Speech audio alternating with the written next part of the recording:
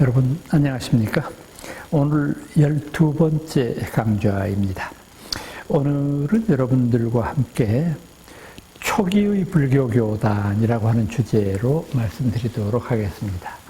부처님이 계셨을 때, 그리고 부처님이 인멸하신 후 향후 300~400년 동안의 그 기간 동안 불교교단은 어떻게 형성되고 어떻게 발전해 왔을까 하는 점인데, 그에 앞서서 여러분들한테 꼭 미리 말씀드려야 될 것은 뭐냐 하면, 부처님이 저희들 곁에 계실 때 우리 불교교단의 가장 큰 변화는 뭐냐 하면, 우리 불교가 사찰을 소유하게 된 겁니다. 이 사찰 소유라고 하는 것은 인도적인 관점에서만 보면은 조금 이상한 일일 수도 있어요.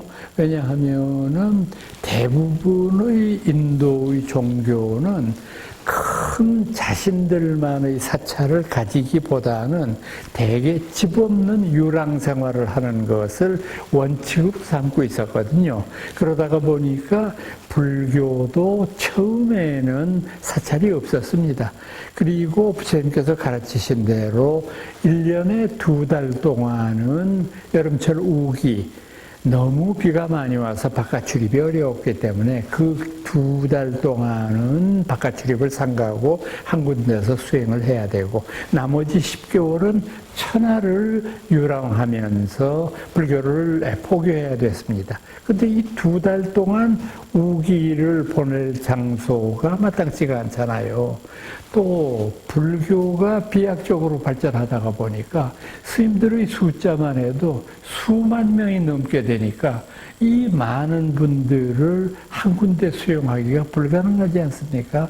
그래서 불교 교단에서 출가한 사문들은 경제적인 능력이 없으니까, 경제적인 여유도 없고, 이러다가 보니까 재가 신자들의 보시에 의해서 사찰이 생겨나게 됩니다. 우리 불교 최초의 사찰은 영축산 부근에 있었던 중림정사라고 하는 절이고요.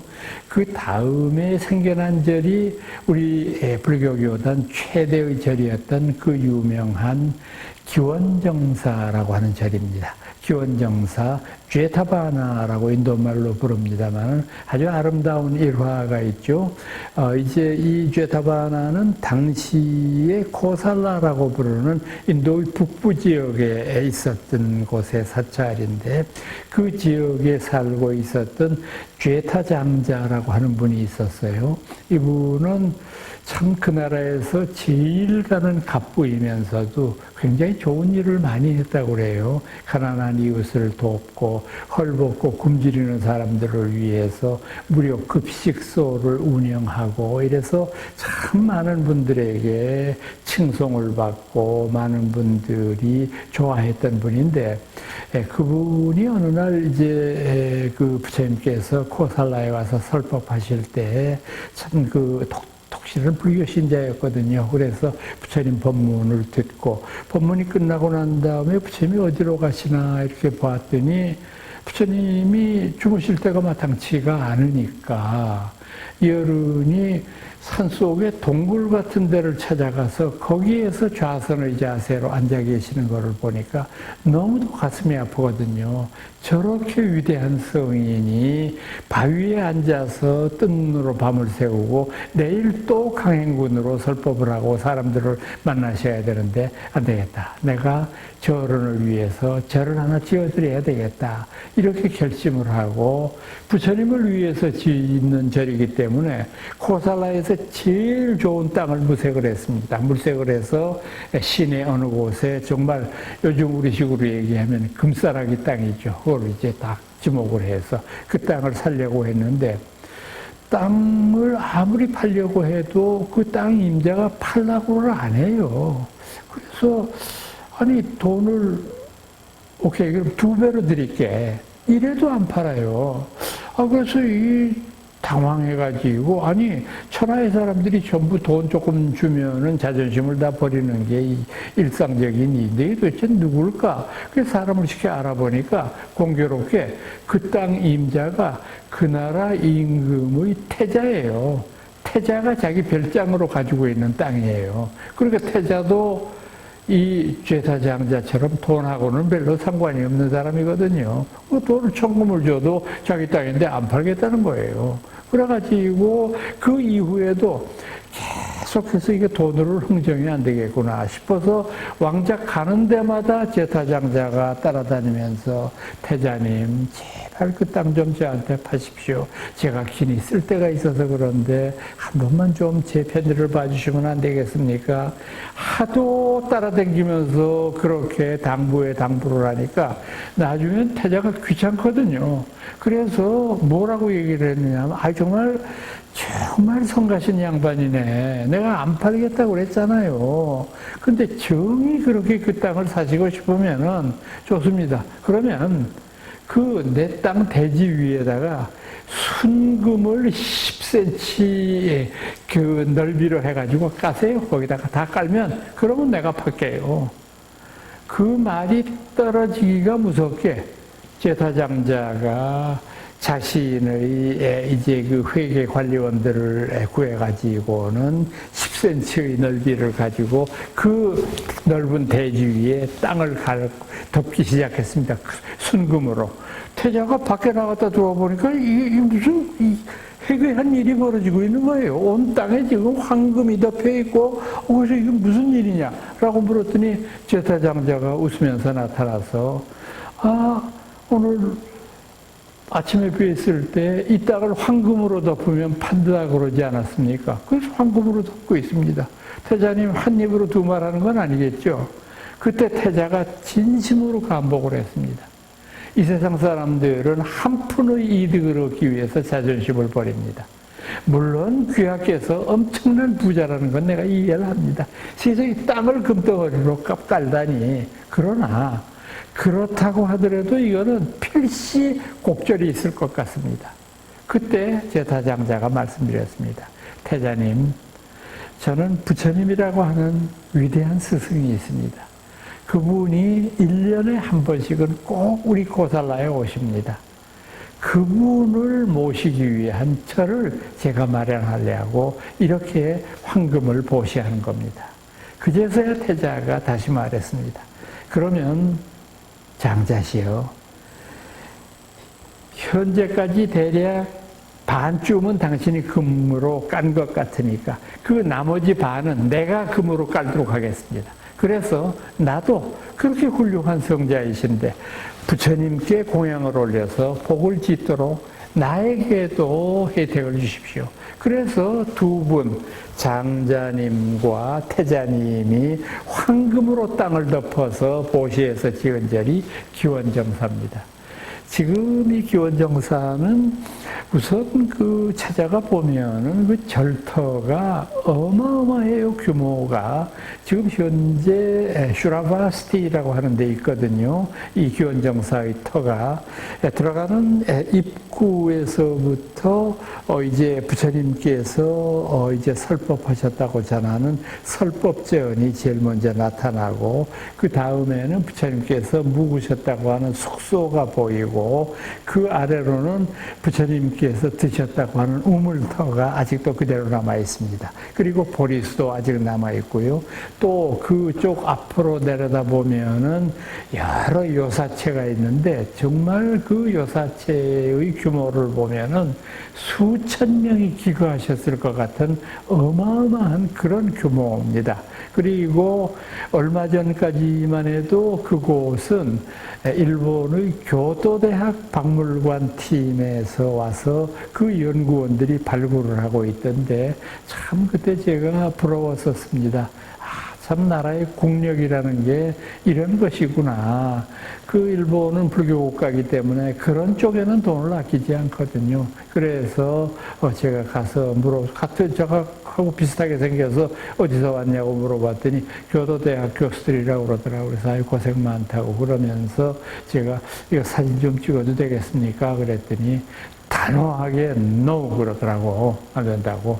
그러니까 참 서글프기도 하고, 남의 나라에 와서 이 나라 사람들은 막 그냥 땅을 파고 그냥 거기에서 실측을 하고 보고서를 내고, 거기에서 나오는 유물 유적도 또 웬만한 것은 뭐 비싸고 좋은 거야. 뭐 인도에다 기증을 하겠지만은 좀 시원찮은 것들은 거의 자기네 나라로 가져갈 것이 아주 불문가지인데 참 속상하더라고요. 그래서 그걸 보면서 우리도 국력도 조금 더 커져야 되겠고, 그 다음에 불교에 대한 관심도 조금 더 커져야 되겠다. 그 제가 여담입니다만은 실크로드 답사할 때에도 마찬가지로 일본의 힘을 제가 느낀 적이 있어요. 실크로드에 이제 그 탐사를 갔을 때 저희 일행들이 이제 그 사막의 오지 한가운데에 떨어져 있는 그런 불교 유적지를 관을 이제 가서 이 참배도 하고 좀 답사하고 싶었는데 거기가 갈 길이 없어요. 사막 한복판이니까. 그래서 그 박물관장을 만나서 어떻게 가면 되겠느냐 그랬더니 유일한 길은 낙타 타고 가는 수밖에 없다. 근데 여기서 멀지요? 그랬더니 이틀 반을 가야 된답니다. 낙타 타고. 그래서 오늘 힘도 들고 너무도 어렵지 않느냐. 근데 또 저한테 물어보지도 않은 말을, 작년에 일본 사람들이 그곳을 다녀갔습니다. 근데 일본 사람들은 낙타 타고 갔습니까? 그랬더니 아니요, 헬리콥터 타고 갑니다. 그러더라고. 그러니까 참 사실 실크로드는 인도 사람들하고는 아무 관련이 없거든요. 우리나라는 해초 스님이 계시잖아요. 왕호천주 국전의 위대한 저자, 그리고 나란다에서 공부했던 신라 스님이 10분이 넘어요. 이름을 전하는 분만 지금 10분이고요.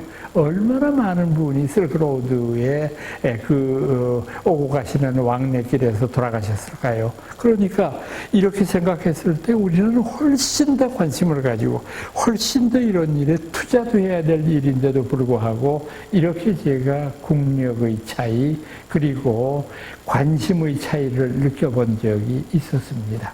그래서 이제 이 기원정사야말로 우리 불교가 초기에 소유하고 있는 가장 특기할 만한 사건이었습니다. 또한 이 당시에 초기 불교에서 우리 불교가 사찰을 소유하게 되었다고 말씀드렸는데 그것은 역시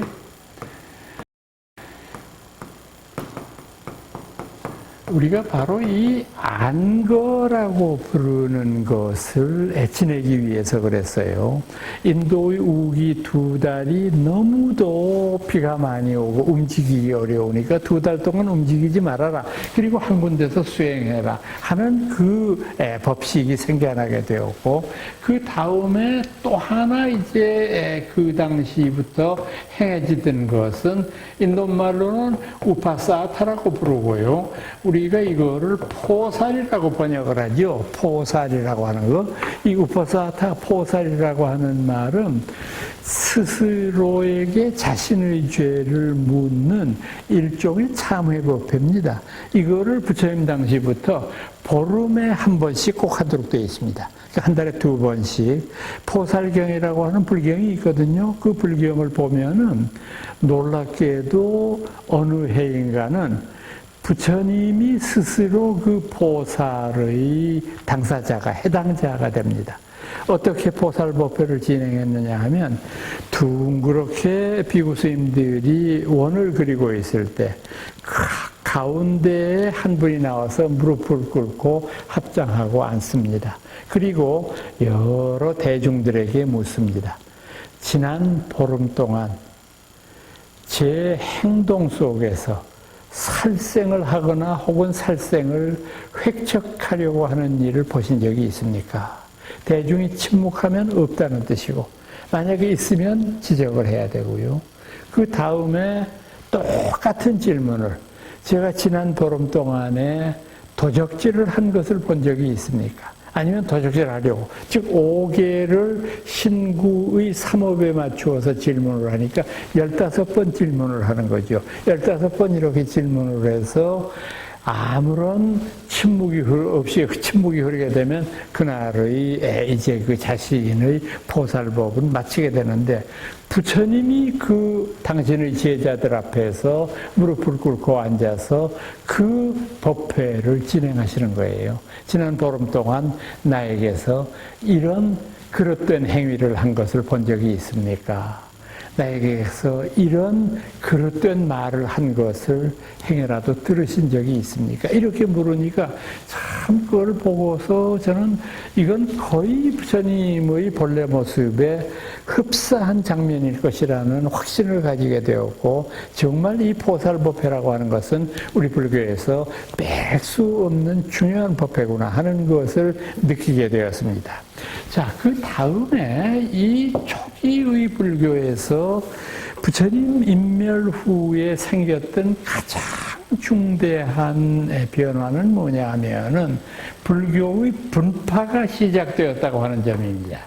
불교의 분파 중에 상좌부, 이것을 우리가 테라바다 이렇게 부르고요.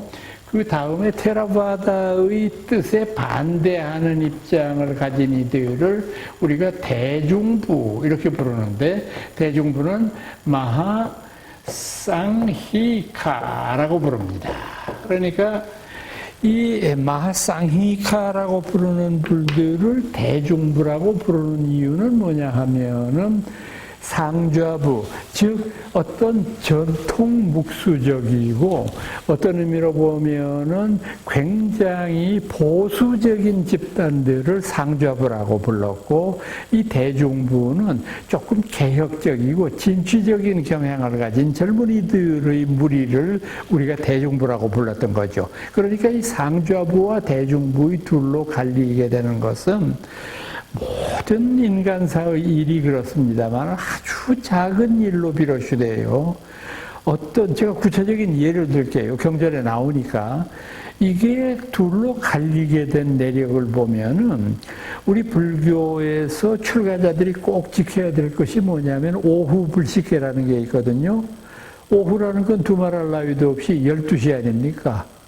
그런데 어느 일파에서 대중부 쪽 사람들이었겠죠. 그때는 그런 게 없었을 테니까, 혹시 바쁜 일이 생겨가지고 조금 늦을 수도 있지 않느냐. 그러니까 조금 늦을 경우에 정확하게 원문대로 표현을 하면은 해시계에서 손마디 3개가 지날 때까지, 그러니까 우리 지금식으로 얘기하면 12시 3분까지는 공양할 수 있도록 허락해다오. 그럴 수 있잖아요. 사람이 꼭 급히 오더라도 12시에는 조금 늦을 수가 있으니까. 그래서 큰 스님들이 모여가지고 회의를 한 결과 불가 결론이 내렸어요. 안 된다. 우리가 그걸 가지고 뭐 그렇게 따지느냐 싶지만은 이유가 있을 거예요. 생각을 해보세요. 12시 3분이 된다면 4분은 왜 안 됩니까? 4분이 된다면 5분은 왜 안 됩니까? 결국 이렇게 부처님 정하신 법을 조금씩 어겨나가다가 보면 온 룰이 다 망가질 수도 있다는 겁니다. 그러니까 조금 불편하더라도 부처님 법을 그냥 지키는 게 좋겠다. 이런 의도가 담겼지만은 이 대중부 쪽 사람들로서는 도저히 납득할 수 없는 일이에요. 이런 머리 나쁘고 이런 고식적인 생각을 가진 사람들하고는 도저히 같이 이렇게 불도를 수행할 수가 없다라는 그런 생각을 가졌기 때문에 둘로 나뉘게 되는 단초가 되는 거겠죠. 또는 이런 것도 있어요. 우리 불교 교단은 원칙적으로 무소유를 원칙으로 했거든요. 아무것도 가질 수 없어요. 출가한 스님네들이 가질 수 있는 것은 삼의일발입니다. 옷 3벌, 3벌 중에서도 하의가 2벌, 윗도리가 1벌, 이 3개 가지고 나서 죽을 때까지 그것만 가지고 있어야 됩니다. 일발, 바로 1벌. 밥그릇 하나, 국그릇 하나, 반찬그릇 하나, 청순물 담아줄 거 하나 해서 밥그릇 4개. 이것 이외에는 그저 유일하게 허락될 수 있는 것이 짚고 다니는 지팽이, 햇빛을 가리는 햇빛 가리개, 물도 마시는 표주박, 뭐 이 정도지. 그것 이외에는 아무것도 가질 수가 없도록 되어 있거든요. 그런데 인도가 워낙 더운 나라니까 여름철에 일사병 환자가 속출합니다, 스님들이. 일사병을 고치는 것은 약이 없습니다, 따로.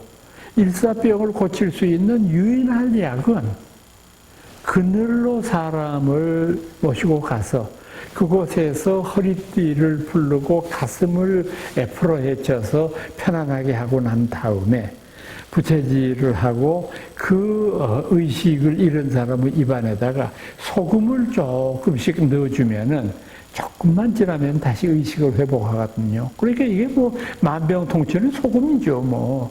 그런데 아무것도 가질 수 없는 절이 일사병을 퇴치하기 위해서 소금은 조금 가질 수 있도록 하자. 그러니까 이걸 가지고 또 큰 스님들이 반대하는 거예요. 그럼 소금을 가질 수 있도록 했을 때 소금을 가질 수 있는 한계의 양을 어떻게 정할 거냐? 대중들의 숫자에 따라서 정하냐? 그럼 대중들이 1000명 있는 절을 한가마니를 하고 100명 있는 절은 반가마니만 하고 이런 식으로 할 거냐? 그런데 대중 1000명 있는 절이 끝까지 1000명 있을 수는 없지 않냐? 언젠가는 100명이 될 수도 있고 50명이 될 수도 있는데 그러면 한가마니의 소금 가운데 반은 벗어버리냐? 이거 뭐 도대체 말이 안 되는 일이다. 그러니까 부처님이 정하신 대로 무소유는 무소유대로 지켜야 되겠다. 이렇게 고집을 하니까 여기에서 근본 분열이 벌어지게 되는 거죠. 이렇게 해서 이 근본 분열이 다시 또 세부적인 분열을 거듭함으로 말미암아 부처님이 열반하시고 200여 년이 지났을 때 무려 20개 정도의 부파가 생겨나게 됐어요. 그래서 우리들은 인도 불교의 흐름에 있어서 부처님 인멸한 후부터 200여 년 동안에 이르는 그 기간 동안의 불교를 흔히 부파불교라고 부릅니다. 그러니까 우리가 이 부파불교를 흔히 대승불교에서 말하는 소승불교와 혼동해서는 안 됩니다. 이건 소승불교가 아니고 소승적인 전통은 물론 있었겠지만은 아직은 부파불교라고 부르는 것이 마땅할 겁니다. 그렇게 해서 이 부파불교 가운데에서도 여러 가지 형태의 뛰어난 종파들이 생겨나게 됐는데 이를테면 설일체유부, 경량부 뭐 이런 이 종파들은 상당한 세력을 얻었던 그런 분들이라고 볼 수 있을 것입니다. 이렇게 해서 대부파불교 이래로부터 많은 이제 불교의 분파가 이루어지게 되는데 이때 이루어졌던 불교의 여러 폐단 가운데 가장 결정적인 게 뭐냐 하면 자, 여러분 한번 생각을 해보세요. 부파가 여러 개가 생기다가 보니까 그 난립해 있는 여러 부파불교끼리 각자가 자신들이 유일한 부처님의 정통이라고 하는 것을 입증하려고 노력하지 않았겠어요? 만약에 자신들이 정통이라고 하는 것이 입증이 되면 당신들 이외의 나머지 19개 파들은 전부 이단이 될 수밖에 없잖아요. 그러니까 자신들의 정당성을 입증하기 위해서 불교의 정통성임을 입증하는 데 주력을 했어요. 그러면 당시에 있는 불교 신자들이 부처님의 정통을 입증하기 위한 방법은 뭐가 있을까요? 하나밖에 없어요.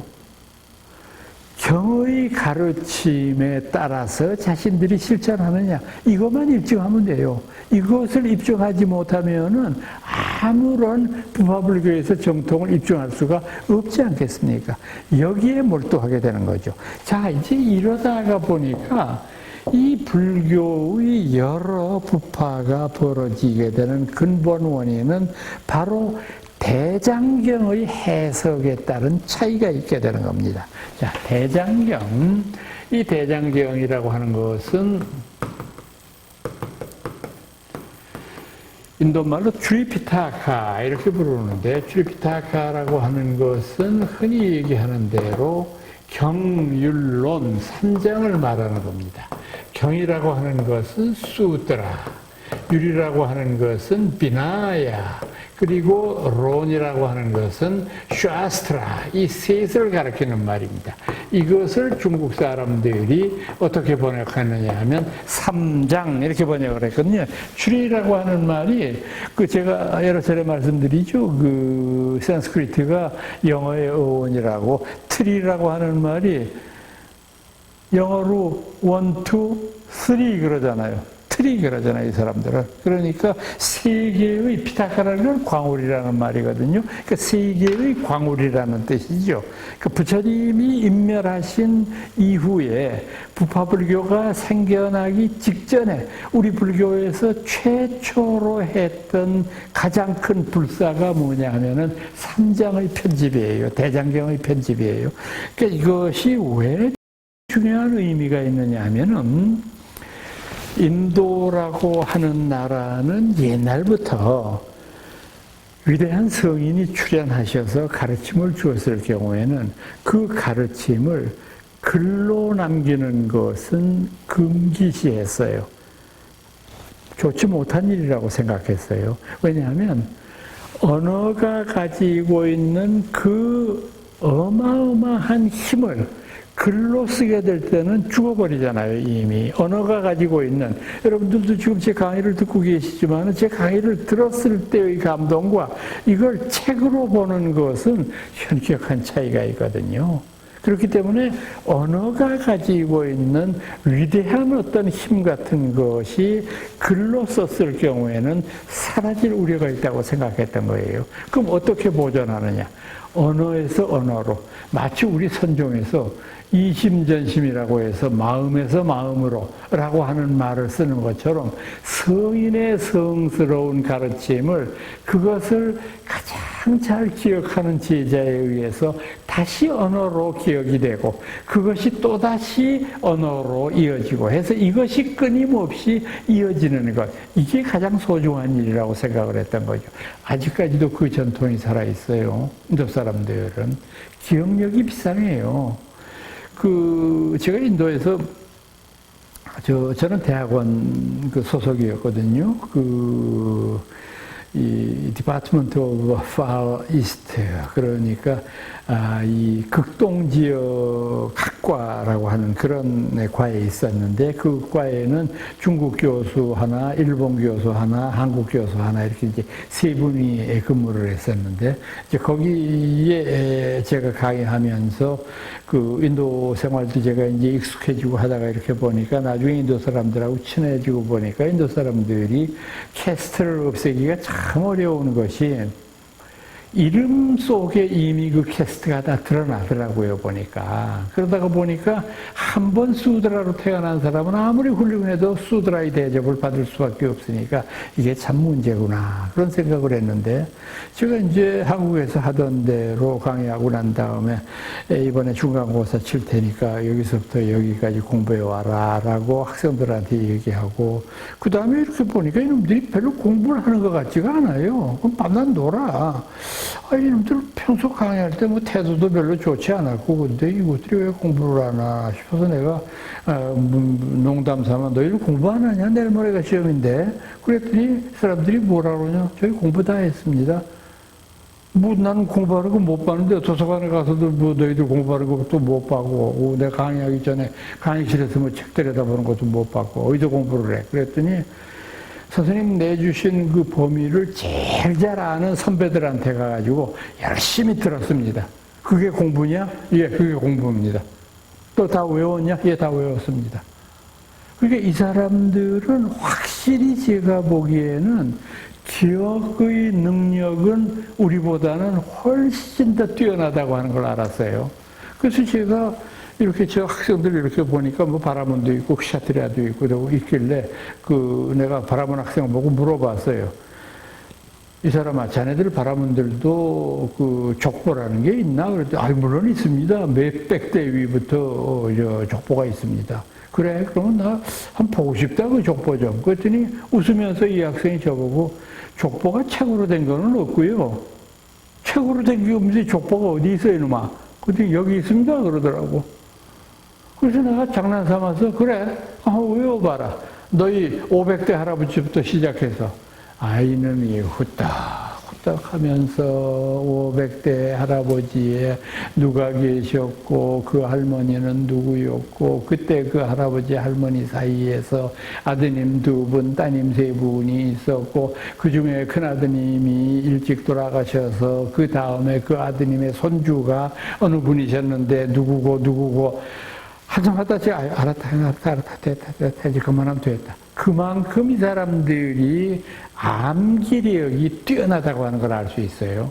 그래서 우리 불교가 경전을 만들기 시작한다고 했을 때 외도들이 굉장히 불교를 비방했을 것 같아요. 저 불교도들은 성스러운 그 어른의 말씀을 이렇게 글로 바꾸려고 하는 아주 비종교적인 태도를 취한다고. 그러나 우리 불교도들이 얼마나 슬기롭습니까? 언어에서 언어로 이어지는 것보다 글자라고 하는 것은 정확하거든요. 그러니까 이 말씀을 해야 되겠다. 그래서 부처님의 10분 제자 가운데에서 그때 이미 사리불과 목걸련 2분 제자가 세상을 떠나신 상태이기 때문에 8분만 남아 계셨잖아요. 그 8분 중에 제일 상수 제자는 마하카샤파, 마하가섭이라고 하는 분이었잖아요. 그래서 마하가섭이라고 하는 분이 왕사성, 라지기르라고 하는데 칠엽굴이라고 하는 데에서 500명의 큰 스님을 모셨습니다. 부처님으로부터 직접 가르침을 배웠던 500명의 비구들을 한자리에 모시고 그분들에게 그 한 사람 한 사람씩 나서서 그 부처님이 가르치셨던 부분을 글자로 옮기기 시작했는데 그 형식은 이와 같았다고 합니다.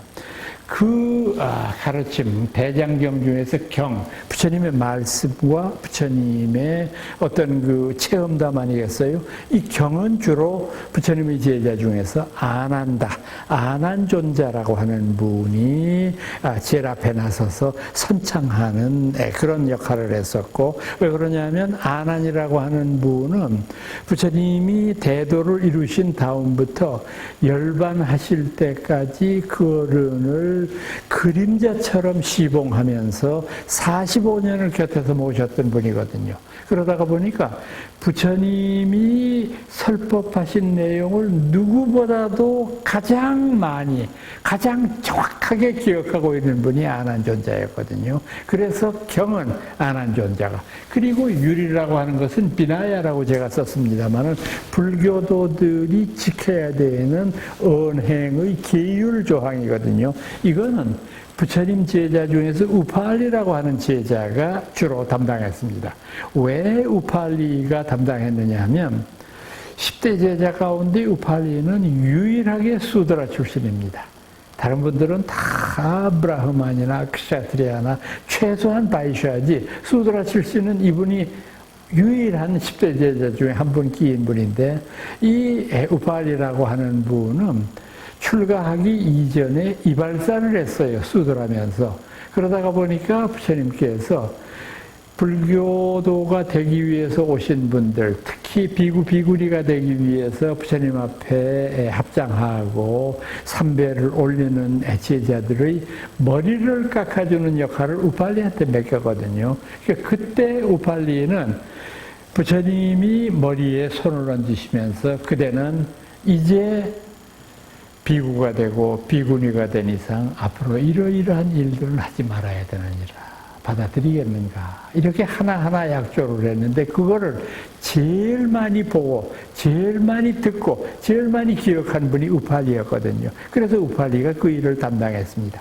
론이라고 하는 것은요, 불경과 계율에 대한 해설서입니다. 그러니까 이 초창기에 아까 말씀드렸던 왕사성 칠엽굴의 대장경 편집 모임에는 론이라는 건 없었겠죠. 경하고 율만 편집을 했겠죠. 그래서 그때의 형식은 이렇습니다. 경을 편찬했을 때 아난존자가 먼저 이제 여러 대중 앞에서 말문을 엽니다. 언제 어느 때 부처님께서 사위국 기수국 고독권에 계셨습니다. 그때 부처님 제자 중에서 사리불이 일어나서 부처님께 이렇게 여쭈었습니다. 그랬더니 부처님께서 이렇게 대답하셨습니다. 그거를 아난이 선창하면 나머지 500명이 합창을 합니다. 그 중에 단 한 명만이라도 나는 그렇게 듣지 않았다, 이렇게 들었다 하면은 다시 처음으로 돌아가서 시작합니다. 그래서 이것이 다시 500명의 완전 합의에 이르게 되면 옮겼습니다. 이렇게 해서 경을 완성시키게 되고, 율도 마찬가지입니다. 그때 부처님께서 어느 제자에게 머리를 깎아주실 때 이렇게 말씀하셨다. 그거를 500명이 합창을 하는 것을 다시 그대로 엮어서 했다. 그러면 이때는 종이가 아주 귀하고 종이에 쓰기가 어려운 그런 시절이었습니다. 기원전 5세기 중엽이니까. 그래서 이때 불자들이 생각해낸 것은 뭐냐 하면은 나무 이파리, 그러니까 나무 이파리 중에서 열대지방이기 때문에 그 책보다도 훨씬 큰 그런 형태의 나무 이파리들이 많이 있거든요. 그 나무 이파리들을 그늘에 말려가지고 그 말린 나무 이파리 위에 골피를 가지고 한 글자 한 글자 새기게 됩니다. 그러니까 이거는 책으로 엮을 수가 없잖아요. 나무 이파리니까. 그래서 그 끝에 글자 없는 부분은 대나무로 찍어서 쭉 엮여 있는 그 나무 이파리들을 큰 광우리에 넣어서 모셨던 거죠. 그러니까 이것이 트리피타카가 된 거죠. 세 개의 광우리라는 말이 된 것이죠. 그래서 경율, 그 다음에 론까지 형성이 되는데, 여기서도 여러분들이 재미있게 생각하셔야 되는 것은 대부분의 종교의 성전이라고 하는 것은 교조의 가르침만을 성스러운 걸로 생각하는데, 우리 불교에서는 교조의 가르침은 물론이고 그 가르침을 해설했던 큰 스님의 가르침조차도 매우 소중한 거라고 생각하는 불교적인 전통을 여러분들 엿볼 수 있지 않습니까? 그렇게 여러분들이 지금 이걸 생각하면서 제가 그 다른 이들의 종교를 무슨 헐뜯거나 이럴 의도가 있는 것은 추호도 없습니다. 다만 학술적인 의도로만 생각을 해본다고 하면, 지금 성경이라고 부르는 것, 구약이라고 부르는 것은 사실은 모세의 출애굽기 이전부터 팔레스타인의 유목민으로 살고 있었던 그 많은 이스라엘, 즉 유태인들의 구전으로 이어져 내려오던 신비로운 하나의 옛날 이야기 책입니다. 그걸 모아놓은 거를 구약이라고 그러고요. 신약이라고 하는 것은 여러분들 한번 생각해 보세요. 신약 펼치면은 마태복음, 마가복음, 누가복음, 요한복음, 사도행전 이렇게 나옵니다. 마태복음이라는 게 무슨 소리인지 아세요? written by 마태예요. 마태가 썼다는 말이에요. 그때 예수가 어디 있고 하는 걸 마태가 기록한 것에 불과한 것이죠. 사도행전을 쓴 사람은 누군지 아세요? 사도 바울이라는 사람이에요. 근데 그 사도 바울은요, 예수 죽고 70년 만에 태어난 사람입니다. 그러니까 이 사람이 예수가 어떻게 생겼는지 얼굴도 못 보고 발꿈치도 못 본 사람이에요. 그 사도행전의 내용은 뭐냐면, 예수의 그 가르침을 로마 지배하에 있는 여러 교회 속에 보낸 사도 바울의 서신입니다. 이걸 모아놓은 게 사도행전이거든요. 예수하고 아무 상관도 없잖아요. 그런데 이런 것들을 성경 속에 넣어놓고 있잖아요. 그러니까 우리가 맹목적으로 성자 붙은 것은 무조건 믿어야 되고 무조건 거룩한 것이고 이렇게 생각한 것은 편견일 수도 있어요. 이것은 우리가 그것이 담고 있는 의미를 우리가 잘 해석하면 되는 것이지, 이것이 진짜냐 가짜냐 이걸 생각하려고 하는 것은 결코 올바른 태도는 아니라고 생각합니다. 그래서 이 마른 나무 이파리에다가 새긴 그 경전들을 뭐라고 부르느냐 하면은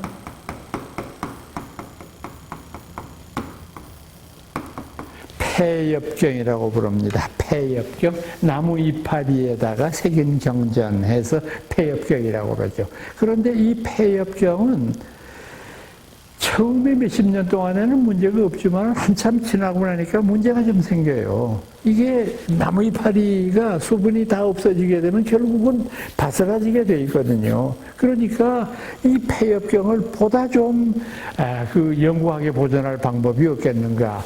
그렇게 해서 생각해낸 것이 석경입니다. 돌에다가 새기자. 그렇죠. 돌에 새기면 이것은 뭐 거의 완전 무결합니다. 그런데 석경이 문제가 되는 것은 뭐냐?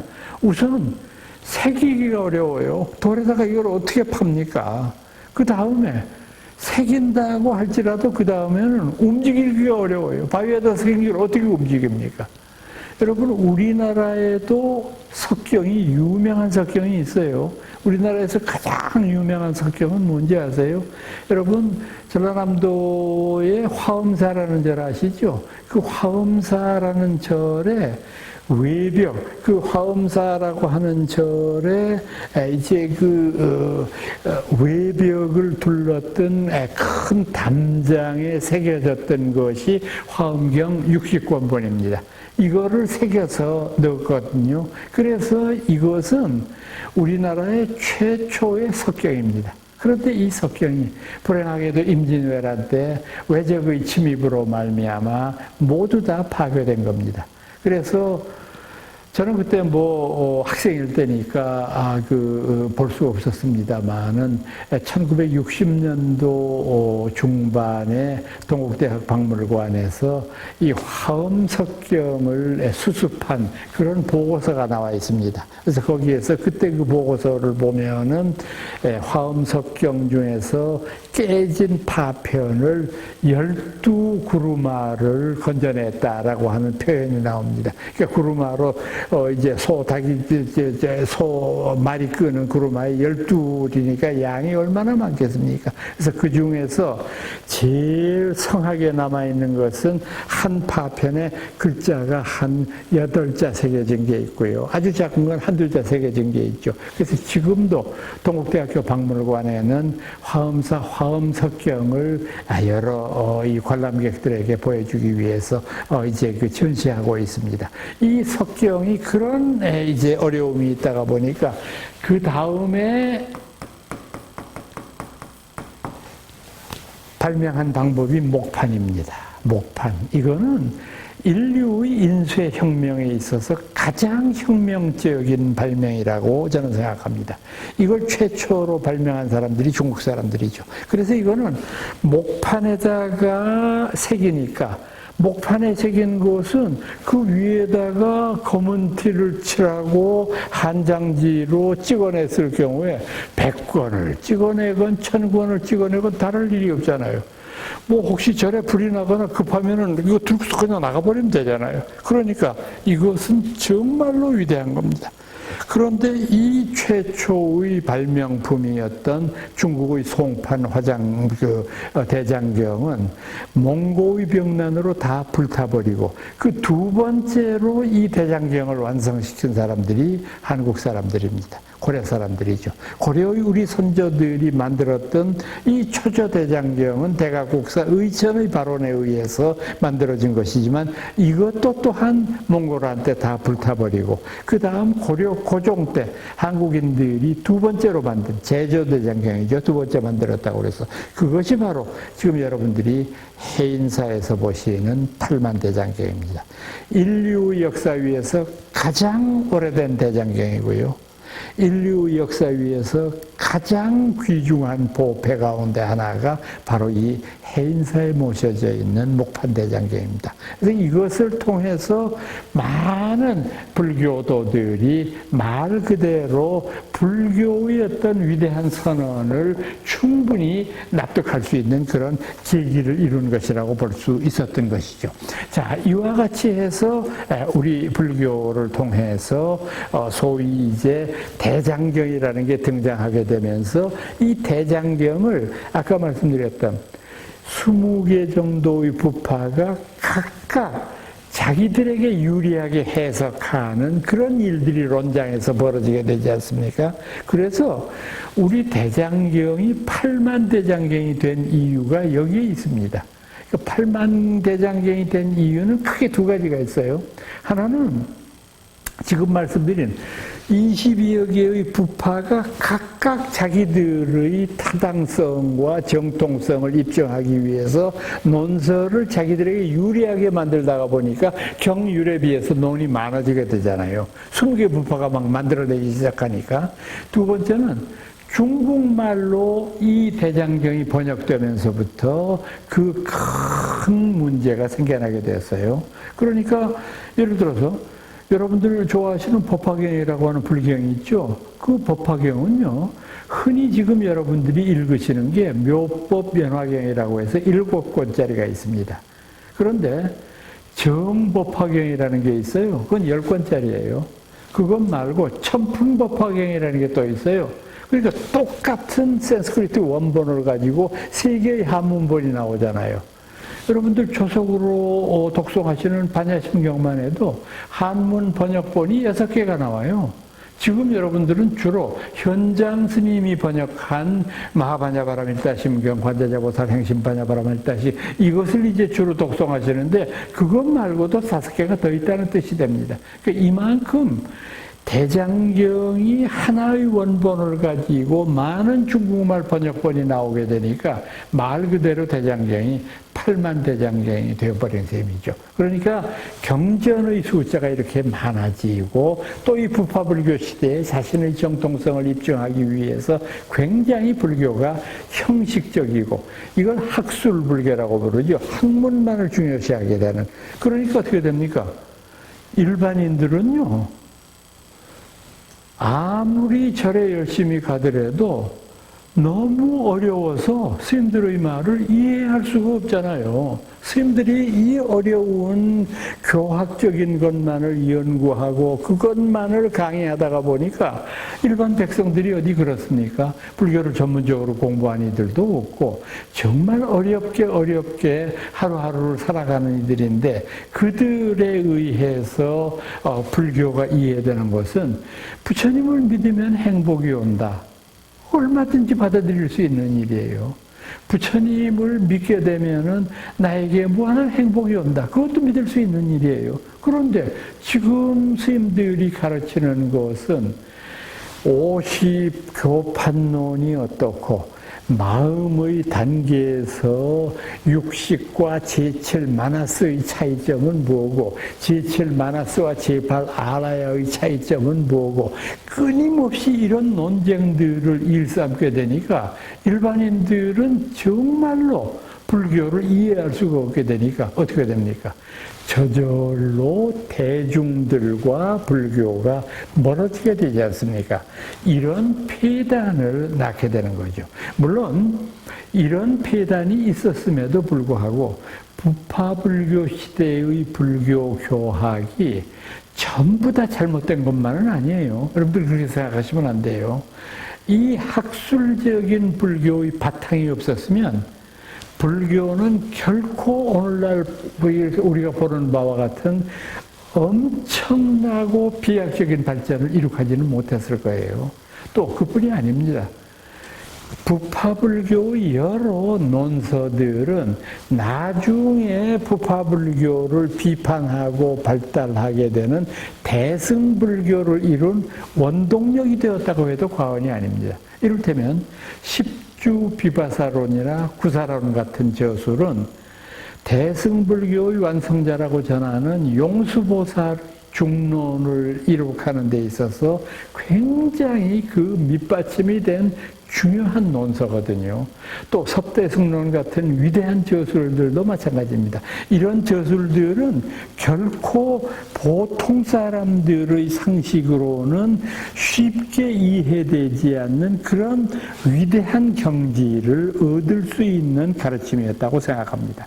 다만 앞서 말씀드렸던 대로 부파불교가 교단 중심의 불교, 출가자 중심의 불교 이렇게 되다가 보니까 대중들로부터 점차 유리된, 점차 멀어져가는 이런 폐단을 낳게 되었다고 생각합니다. 그러나 동시에 이 시대에는 불교의 체계화, 불교의 완전한 학술적인 기반을 다지게 되었다라고 하는 것도 지적할 수 있습니다. 이 부파불교 시대에 활동했던 여러 위대한 사상가들이 있습니다만은 제가 생각하기에는 아마 이분이 제일 문명을 드높인 그런 사람이 아닐까 하는 생각이 듭니다. 아슈바 고샤라고 부르는 분인데요.